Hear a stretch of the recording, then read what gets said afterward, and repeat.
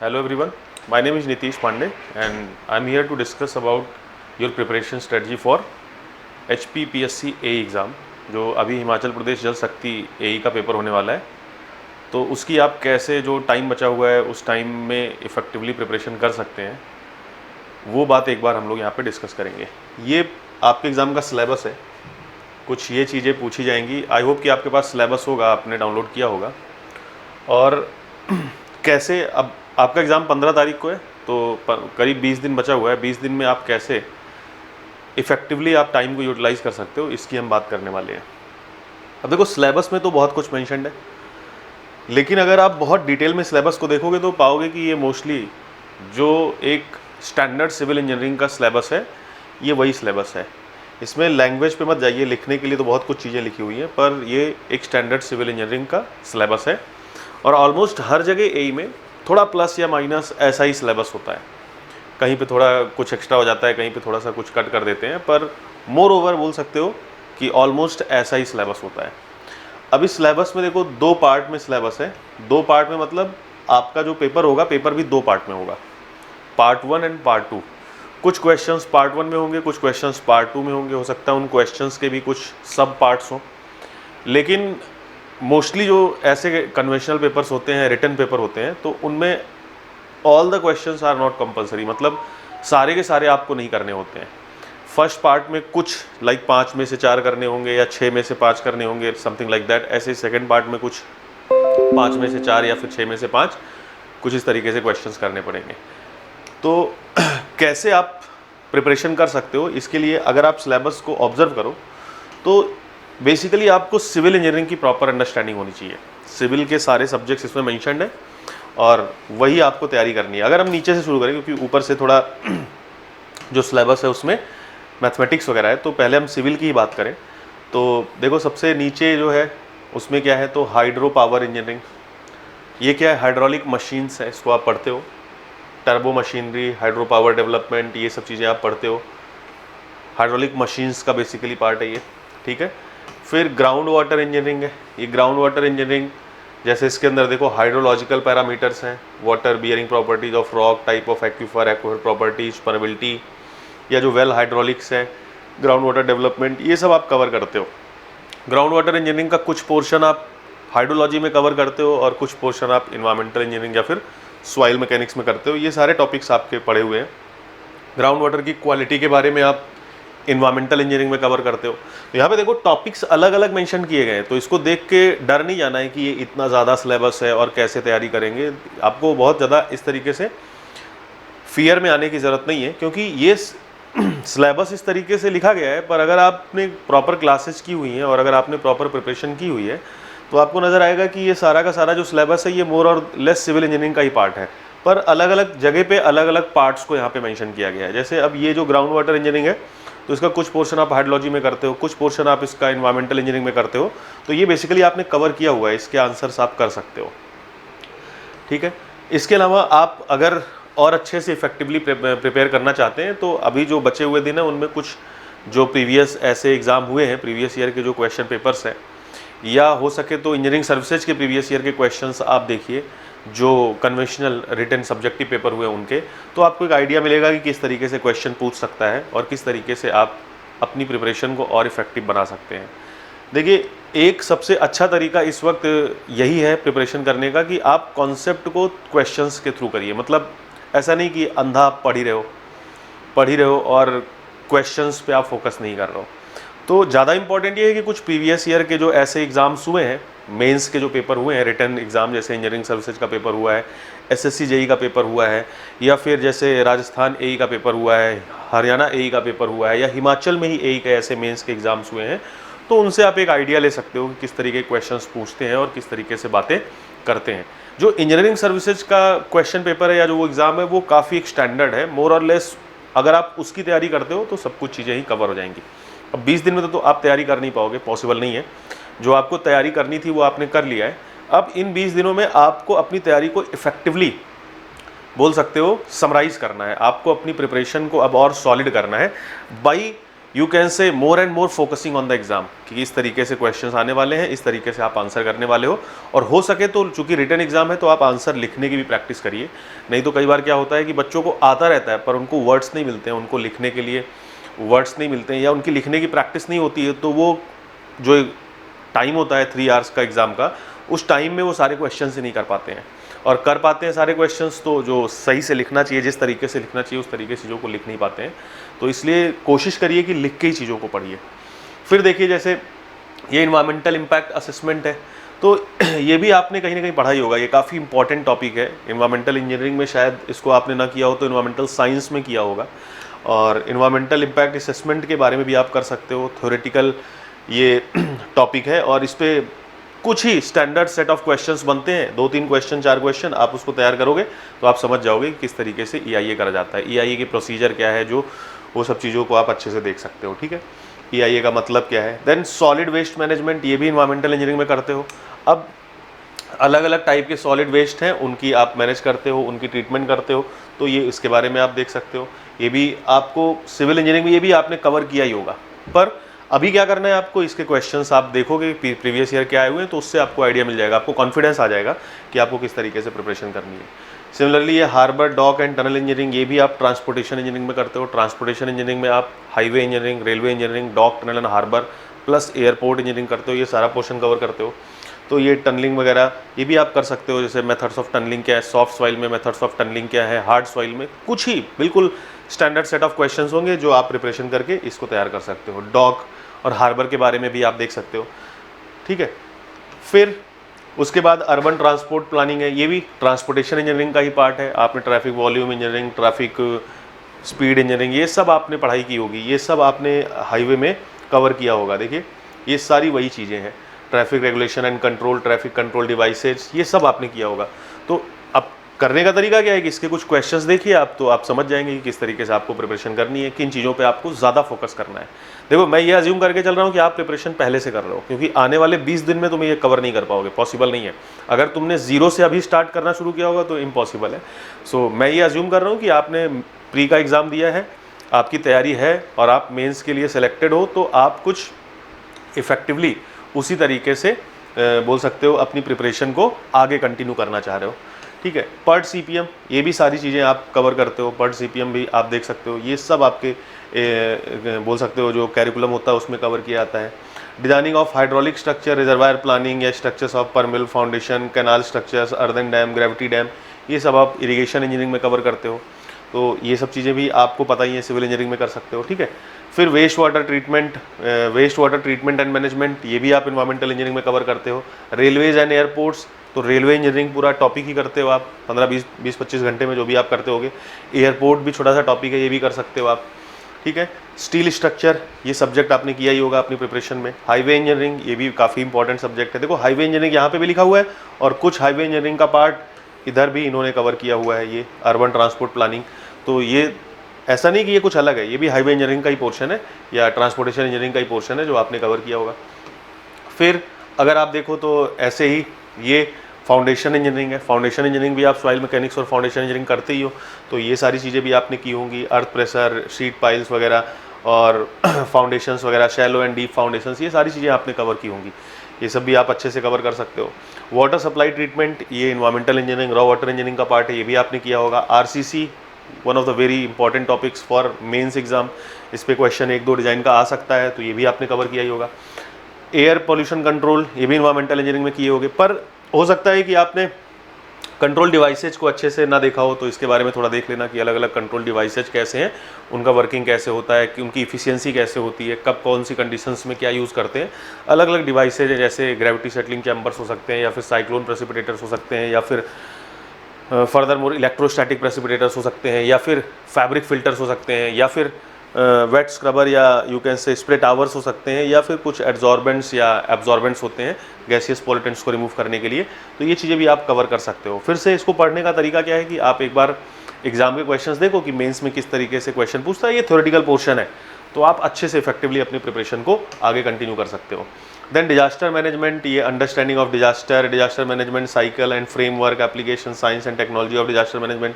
अब ये disaster management ऐसा टॉपिक है जो आप मोस्टली सिविल इंजीनियरिंग में करते नहीं हो, पर यू कैन से कि ये चीज़ें ऐसी हैं कि आपको आइडिया है, ऐसा नहीं कि बिल्कुल ही आप अनजान हो इससे, तो थोड़ा सा एफर्ट डाल के आप इसको भी कवर कर सकते हो। फिर अगर आप देखो तो geosynthetics and ground improvement technique, ground improvement techniques है। ये क्या है? सॉइल स्टेबलाइजेशन की टेक्निक। सॉइल मैकेनिक्स में आप लास्ट में करते हो जो जियो सिंथेटिक्स नए नए मटेरियल हैं, जियो मेम्ब्रेन, आपने पढ़ा होगा जियो फैब्रिक्स या फिर अलग अलग जियो नेट्स वगैरह, ये उनकी बातें कर रहा है। ग्राउंड इंप्रूवमेंट टेक्निक्स मतलब सॉइल स्टेबलाइजेशन की बात कर रहा है कि फाइन सॉइल, कोहेसिव सॉइल है तो कैसे आप स्टेबलाइज कर सकते हो, ग्रेनुलर सॉइल है तो कैसे स्टेबलाइज कर सकते हो। ये सब चीज़ें आप सॉइल में करोगे। इफेक्टिवली प्रिपेयर करने के लिए एक दो इसके क्वेश्चन देखोगे तो आपको कॉन्फिडेंस आ जाएगा, आपको आइडिया आ जाएगा। Building services, building planning services, ये लिफ्ट एंड एस्केलेटर, ये सब चीज़ें कंस्ट्रक्शन टेक्नोलॉजी में आप करते हो, जो फायर एक्सटिंग्विशिंग सिस्टम होता है या फिर इस तरीके की चीज़ें, ये सब आपने कवर किया होगा। नहीं भी कवर किया है तो डरने की बात नहीं है। अभी मैं आपको बस सिलेबस दिखा रहा हूँ, आपको एक आइडिया दे रहा हूँ। नहीं भी कवर किया है तो आपको डरने की ज़रूरत नहीं है। ब्रिज इंजीनियरिंग, ये भी आपने सिविल में किया ही होगा। कलवर्ट्स, ब्रिजेज, अबटमेंट्स, ये सब आपने कहीं ना कहीं थोड़ा बहुत पढ़ा ही होगा। एक्सपेंशन ज्वाइंट वगैरह जैसे आप हाईवे में पढ़ते हो, आरसी स्लैब वगैरह, ये सब आप आरसीसी में करते ही हो, स्लैब वगैरह। तो ब्रिज इंजीनियरिंग थोड़ा सा एक अलग एस्पेक्ट है। वैसे आजकल ये काफ़ी थोड़ा सा ट्रेंडिंग टॉपिक चल रहा है, ब्रिज हो गया या फिर अर्थक्वेक रेजिस्टेंट डिज़ाइन हो गया, ये सब चीज़ें भी आप करते हो। पर नहीं भी किया है तो अगेन डरने की ज़रूरत नहीं है, ठीक है।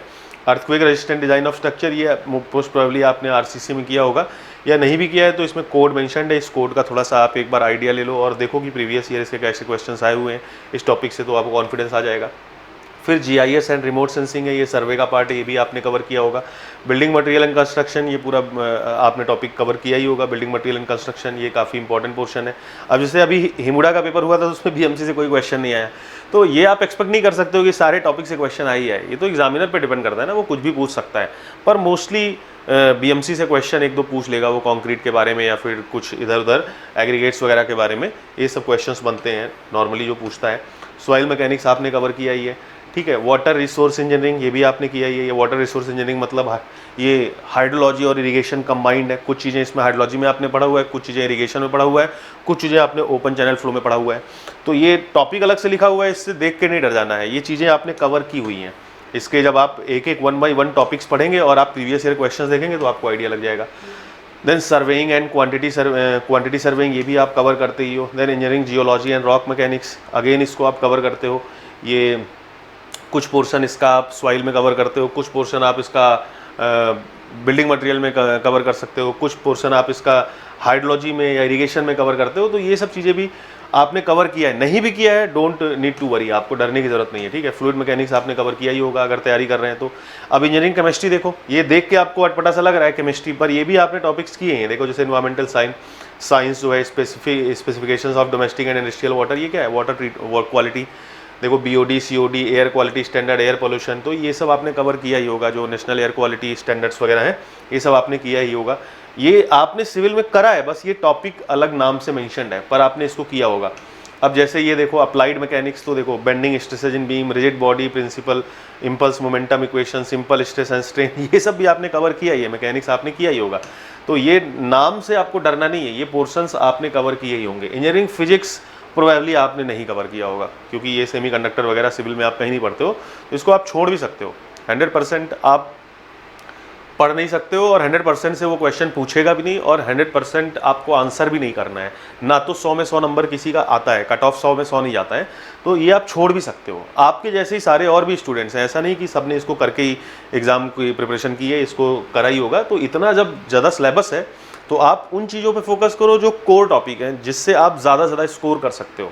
देखो इंपॉर्टेंस उस सब्जेक्ट की ज़्यादा है जिसको पढ़ के आप ज़्यादा स्कोर कर सकते हो। ऐसा सब्जेक्ट आपको अभी अवॉइड करना है कि जिसको आपको पढ़ना ज़्यादा पड़े, आर्स आप अपने ज़्यादा कंज्यूम करो, पर उसके पढ़ने के बाद उसके नंबर्स इतने ज़्यादा नहीं आए।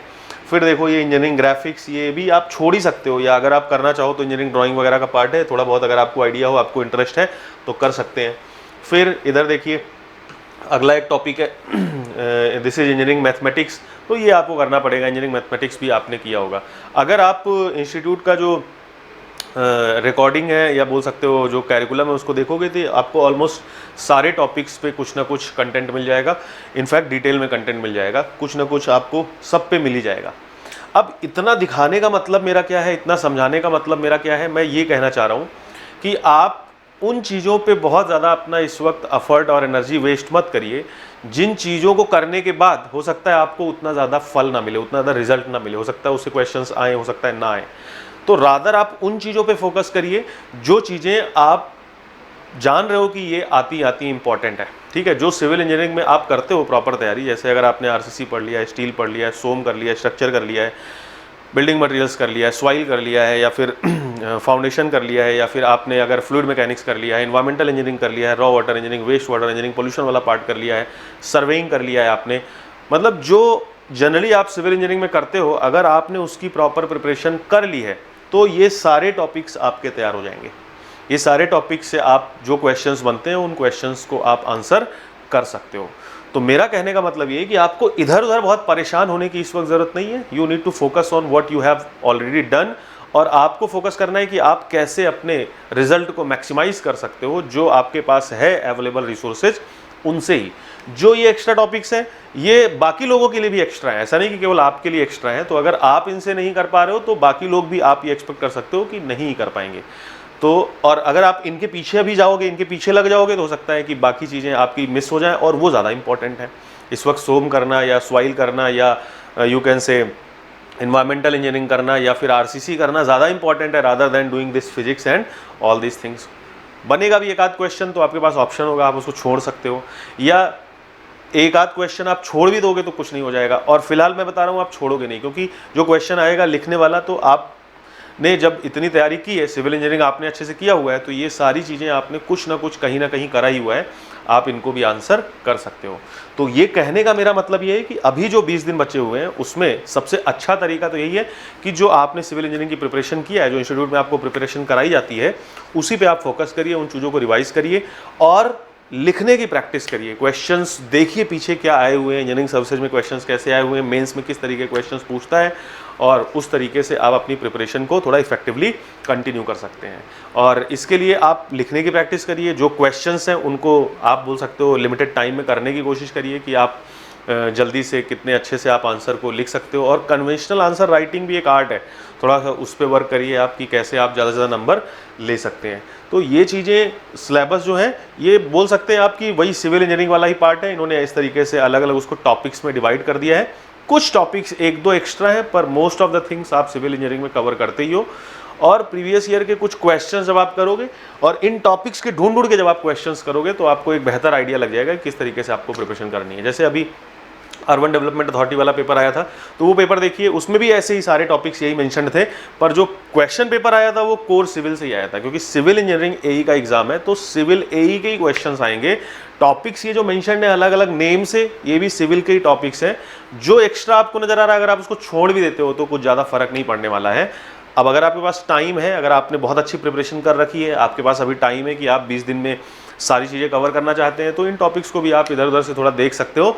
लेकिन मैं ये कहूँगा कि आप जो आपकी सिविल इंजीनियरिंग है, जो आपको इंस्टीट्यूट में बताया गया है, जो आपने बेसिक कोर सब्जेक्ट्स तैयार किए हैं, उन पे फोकस करिए, उनके क्वेश्चंस पे फोकस करिए। कुछ क्वेश्चन पेपर जो है मोस्टली उसी में से बनेगा, ज़रूरी नहीं है कि इसमें जो मेंशन्ड है उसमें से क्वेश्चंस आए, मतलब ये फिजिक्स वगैरह की बात कर रहा हूँ मैं। जो क्वेश्चन पेपर है वो स्टैंडर्ड सिविल इंजीनियरिंग का ही आएगा।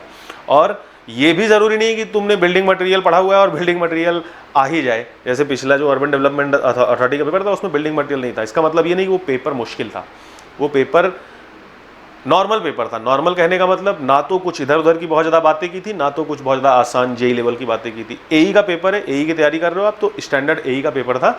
उसमें जो भी क्वेश्चंस थे वो क्वेश्चंस आप जो क्लास करते हो, सब्जेक्ट करते हो, उसमें डिस्कस करे जाते हैं। मतलब कुछ इधर उधर की बातें उसमें नहीं की गई थी, स्टैंडर्ड क्वेश्चन पेपर था। अगर आपने प्रॉपर तैयारी की है तो उन सारे क्वेश्चंस के आप आंसर कर सकते हो।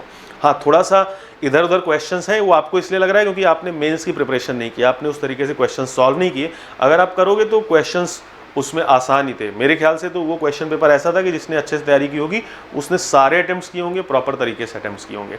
अब बिल्डिंग मटेरियल नहीं पूछा, या आरसीसी के ज़्यादा क्वेश्चंस नहीं पूछे, या सोम के ज़्यादा क्वेश्चंस नहीं पूछे, या स्ट्रक्चर का कोई मूवमेंट डिस्ट्रीब्यूशन का क्वेश्चन नहीं पूछा, तो इसका मतलब ये नहीं कि पेपर खराब हो गया। सिलेबस है, क्वेश्चंस लिमिटेड है, कुछ ही पोर्शन वो कवर करेगा, कुछ ना कुछ छूटेगा ही, सारी चीज़ें पूछ नहीं सकता है भाई। इतने सारे टॉपिक्स में सब कुछ कवर करना पॉसिबल नहीं है, तो कुछ छूटेगा, कुछ आएगा, ये हमेशा होता रहेगा।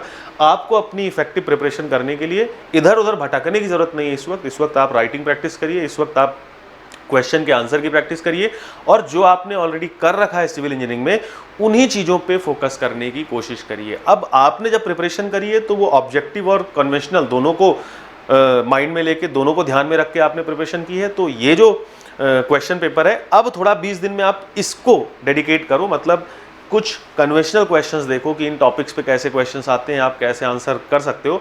आप ऐसा करोगे तो देखो 10-12 दिन में ही आप कॉन्फिडेंट हो जाओगे कि हाँ ये चीज़ें आप कर सकते हो। बाकी जो आप सिविल इंजीनियरिंग की प्रिपरेशन कर रहे हो वो आपको कंटिन्यू करनी है, क्योंकि ये क्वेश्चन पेपर में सिलेबस कैसा भी मेंशन्ड है, देखना आप एग्जाम दे के आओगे तो जो क्वेश्चंस आएंगे वो स्टैंडर्ड सिविल इंजीनियरिंग के ही क्वेश्चंस आएंगे। अब सिविल इंजीनियरिंग का क्या क्वेश्चन आएगा ये कोई भी प्रेडिक्ट नहीं कर सकता है, कुछ भी पूछ सकता है। हो सकता है आरसीसी ज़्यादा पूछ ले, हो सकता है सॉइल ज़्यादा पूछ ले, हो सकता है एफएम ज़्यादा पूछ ले, हो सकता है हाइड्रोलॉजी ज़्यादा पूछ ले, हो सकता है इरिगेशन ज़्यादा पूछ ले। Anything is possible. कुछ हो सकता है छूट जाए, कुछ हो सकता है ज़्यादा आ जाए, तो ये कोई भी प्रेडिक्ट नहीं कर सकता है। पर ये ज़रूर प्रेडिक्ट किया जा सकता है कि जो क्वेश्चन पेपर होगा वो स्टैंडर्ड सिविल इंजीनियरिंग का ही क्वेश्चन पेपर होगा। इस सिलेबस को देख के आपको डरने की ज़रूरत नहीं है। ये सिलेबस अलग अलग नेम से, अलग अलग हेडिंग्स से मेंशन्ड है, पर ये जो टॉपिक्स है मोर और लेस आप सिविल में कवर करते ही करते हो। तो आप क्वेश्चन राइटिंग प्रैक्टिस करिए और अपनी प्रिपरेशन को और सुदृढ़ करिए और आंसर्स को लिख के हम लोगों को भेजिए। हम लोग उसको क्रॉस चेक करके आपको बता सकते हैं किस तरीके से आपको और मॉडिफिकेशन की आवश्यकता है। और आपको डरने की बिल्कुल भी ज़रूरत नहीं है। जो भी ये क्वेश्चन पेपर है ये सबके लिए, सारे स्टूडेंट सिविल के ही हैं, आप सब ने वही कुछ पढ़ा हुआ है। जो आपके साथ प्रॉब्लम है वही सबके साथ प्रॉब्लम है। ये कॉम्पिटिशन है, तो अगर आपको लग रहा है कि कुछ ऊटपटांग की चीज़ें हैं जो आप नहीं कर सकते हो तो छोड़ भी दो, वो बाकी लोगों के लिए भी वैसी चीज़ें हैं, वो भी उसमें वैसा ही परफॉर्म करेंगे। और अगर आप उस पर ज़्यादा फोकस करोगे अभी, तो जो ज़्यादा इंपॉर्टेंट चीज़ें हैं, जो ज़्यादा मार्क्स देने वाली चीज़ें हो सकता है वो आप गड़बड़ कर दो। इसलिए ज़्यादा इधर उधर आपको भटकने की आवश्यकता नहीं है, बल्कि इस वक्त आप अपने कोर की प्रिपरेशन करो। जो कोर सिविल इंजीनियरिंग है उसकी प्रिपरेशन करो। और चूंकि पेपर कन्वेंशनल है तो कन्वेंशनल एग्जाम को माइंड में लेके प्रिपरेशन करो। कुछ वैसे क्वेश्चंस देखो, उनको लिखने की प्रैक्टिस करो, कुछ अपनी राइटिंग स्किल्स को इम्प्रूव करने की कोशिश करो। और कोशिश करो कि ऑलमोस्ट जो सारा सिलेबस है, सारा जो सिविल इंजीनियरिंग का जो पार्ट है वो सारा आप कवर कर ले रहे हैं। चलिए, I wish you all the best. Thank you for listening.